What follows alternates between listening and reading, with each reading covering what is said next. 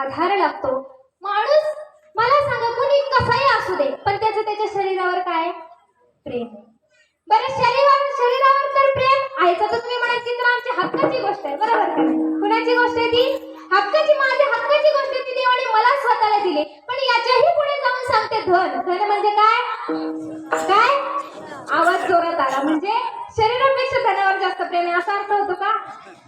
एक लक्षात घ्या, धनावर माणूस स्वतःपेक्षा जास्त प्रेम करतो. पैसा नसेल तर आपल्याला असं वाटतं की पैसा नसेल तर जग नाही. ते असणारे धन आणि सगळ्यात महत्वाचं असणारं हे जन म्हणजे काय? समाज. कारण प्रत्येकाला प्रसिद्धी हवी असते, प्रत्येकाला प्रशंसा